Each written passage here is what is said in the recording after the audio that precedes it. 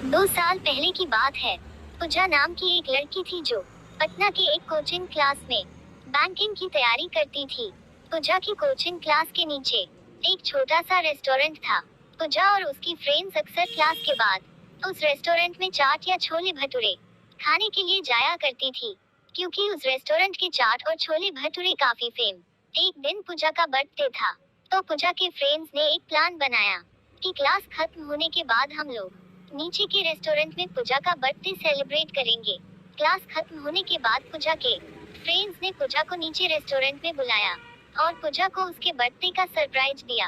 अब सभी कोई मिलकर बर्थडे को सेलिब्रेट करने लगे। उस रेस्टोरेंट के काउंटर पे एक 24 साल का लड़का कैशियर का काम करता था।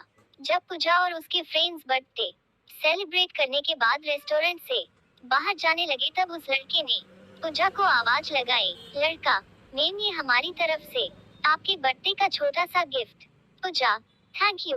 रात को जब पूजा ने उस लड़के के द्वारा दिए गए गिफ्ट को खोला तो देखा कि अंदर एक छोटी सी प्रिंसेस थी, जो कि एक पेड़ के नीचे बैठी थी, और उस गिफ्ट के अंदर एक लेटर भी था।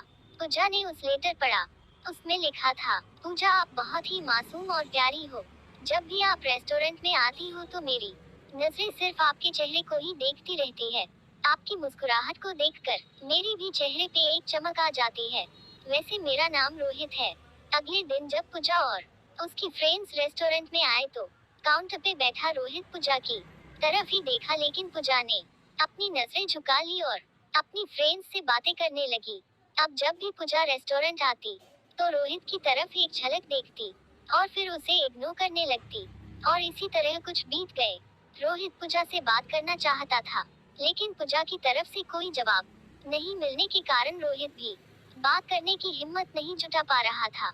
एक दिन जब क्लास के बाद पूजा रेस्टोरेंट आती है तो देखती है कि काउंटर पे रोहित की जगह कोई दूसरा लड़का बैठा है।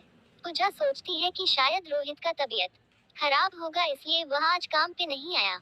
लेकिन देखते ही देखते एक सप्ताह बीत जाता है। अब पूजा थोड़ी परेशान होने लगती है और काउंटर पे जाके पूछती है कि जो रोहित नाम का लड़का यहाँ पे काम करता था वो अभी कहाँ है? उसने काम छोड़ दिया क्या? काउंटर पे बैठा लड़का पूजा को कहता है कि नहीं, रोहित भैया ने काम नहीं छोड़ा, मालिक ने उन्हें मार्केट वाले रेस्टोरेंट पे भेज दिया है। अगले दिन पूजा उस मार्केट वाले रेस्टोरेंट पे जाती है तो रोहित को देखकर उसके चेहरे पे एक मुस्कान दिखने लगती है। रोहित पूजा को देखकर तुरंत काउंटर से बाहर आता है और कहता, मैम, आप यहाँ पे और आपके फ्रेंड्स नहीं आए? पूजा, नहीं, बात ऐसी है कि मैं कुछ काम से मार्केट आई थी और मुझे थोड़ी भूख भी लगी थी तो मैं यहाँ आ गई। रोहित, अच्छा किया मैम, आप बैठो, मैं आपके लिए कुछ लेकर आता हूँ। पूजा, आपका नाम रोहित है न? रोहित, हाँ। पूजा, मुझे आपसे कुछ बातें करनी है। क्या आप कल मुझसे क्लास के बाद मिल सकते हो? रोहित, ठीक है मैम, कल मैं क्लास के बाद आपसे मिलूंगा। क्लास खत्म होने के बाद दोनों मिलते हैं। पूजा रोहित से कहती है कि देखो, आप मुझे अच्छे लगते हो, लेकिन मैं इस प्यार में नहीं पड़ना चाहती। मुझे अपने पाए और करियर को देखना है। रोहित ने कहा, देखो मैम, मैं ऐसा कुछ नहीं करूँगा जिससे कि आपके पाए को नुकसान हो, लेकिन मैं क्या करूँ, आपको देखते ही देखते मुझे कब आपसे प्यार हो गया मुझे पता भी नहीं चला। अब दिल चाहता है कि अपनी पूरी जिंदगी आपके साथ रहूं। पूजा रोहित की बात सुनकर वहां से चली जाती है। रात में पूजा सिर्फ रोहित के बारे में ही सोच रही थी, क्योंकि पूजा के दिल में भी रोहित के लिए प्यार जगने लगा था।